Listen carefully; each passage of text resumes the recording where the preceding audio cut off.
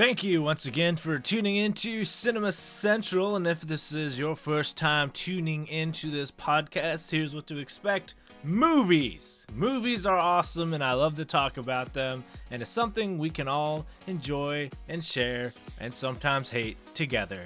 I'm DJ Ace here to give you a new episode of what you've come to love, which is me basically talking about in front of a microphone about movies I happened to see recently.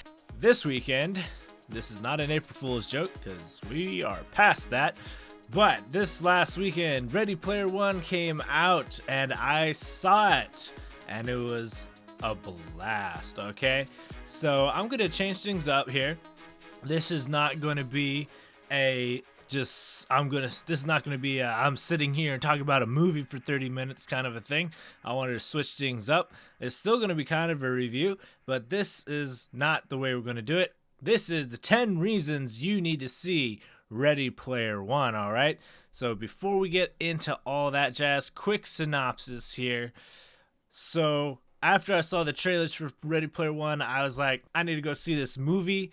The movie is based off the book of the same name by Ernest Cline that was published in 2011. The movie is, of course, directed by the master, Steven Spielberg.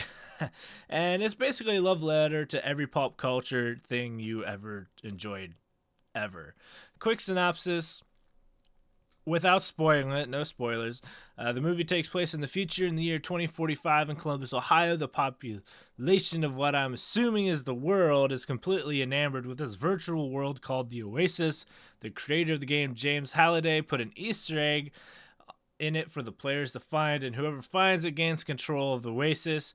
And our main character, Wade Watts, is a player trying to find the 3 keys to get to the Easter egg.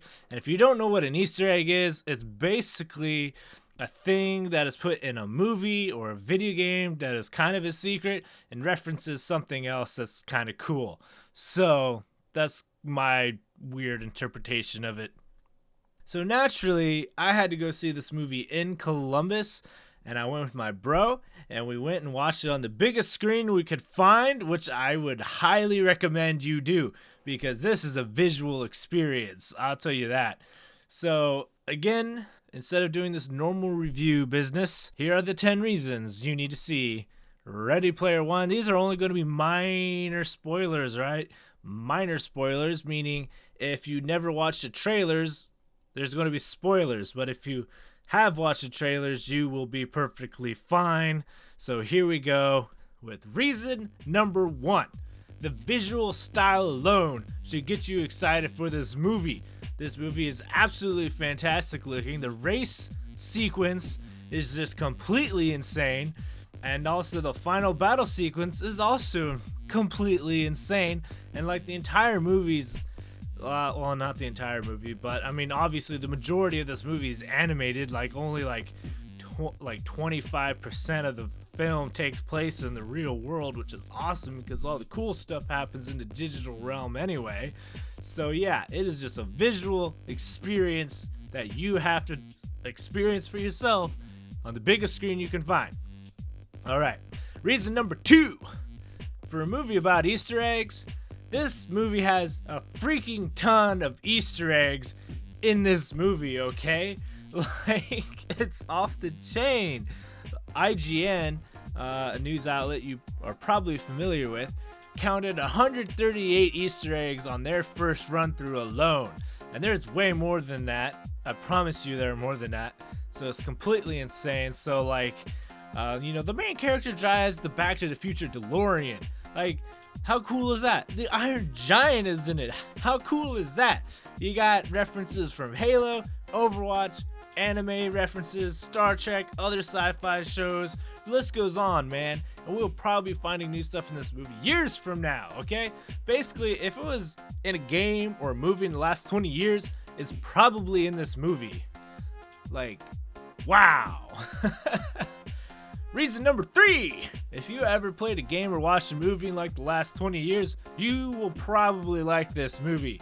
The movie takes place in this online virtual world called Oasis, where every player has their own avatar. So basically, like every MMORPG ever, And if you don't know what I just said massively multiplayer online role-playing game. But I love how they just tie it into these real-world concepts of avatars and gamer tags, and you don't tell people your real name and all that jazz, and like clans and people that play solo, just like all this stuff that is a real-world thing for me, and seeing it is fun. Reason number 4 is directed by the man who basically established pulp culture over the last 30 years, Steven Spielberg. And the good news is, because he was the director of this movie, I'm sure they only had to pay royalties for like half the stuff in this movie because he already owned half of it. It's great. And it also means he's probably the only director that they could have actually hired to do this movie, because anything else would have been too expensive. Reason number 5, this song selection is a love letter to like the 80s. Like in the trailer, you get the gist of what is going on, like when that track hits and it's like all Van Halen and you're just like, yeah! It's like that the whole way through this movie, and I love it. I love it. I love music in my movies. And I also love soundtracks. I love good soundtracks. And this movie fulfilled both of those things for me, which is awesome. Reason number 6, 2 great messages on this movie. Reason number 1, don't go it alone.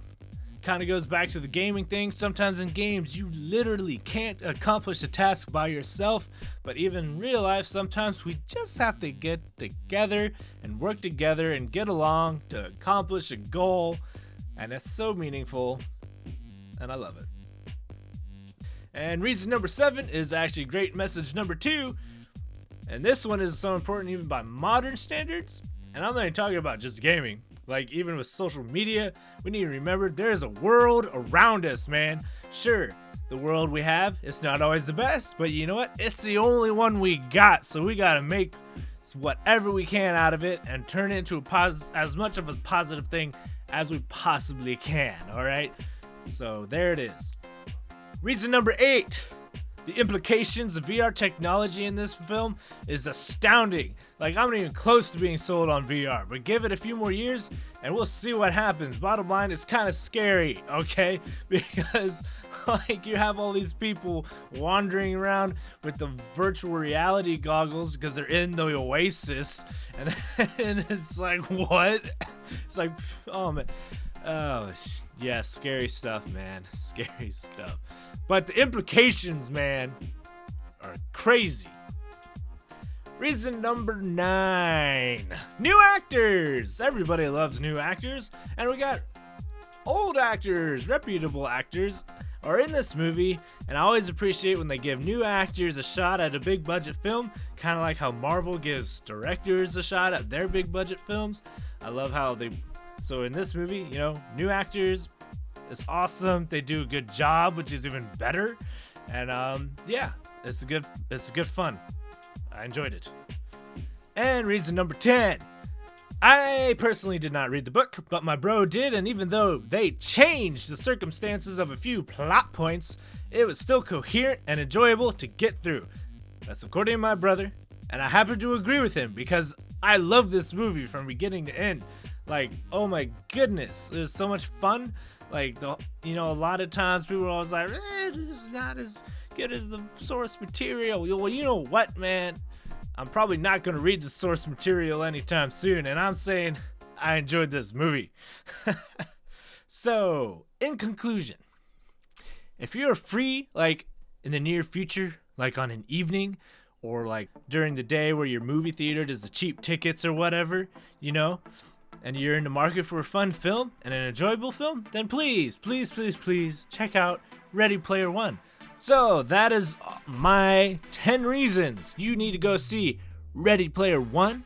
I love this film. I'm going to go see this film again. Unfortunately, it's not going to be on as big of a screen as the first time, but I'm still looking forward to seeing it the second time.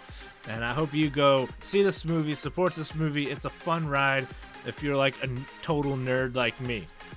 So that's all I have to say about this. Please make sure you're hitting that subscribe button, because then it'll just download the thing for you.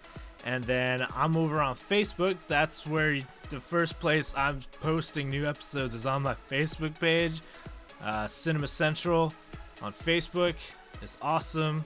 And that's about it. Have a good day. Have a good week. And be excellent to each other. Booyah!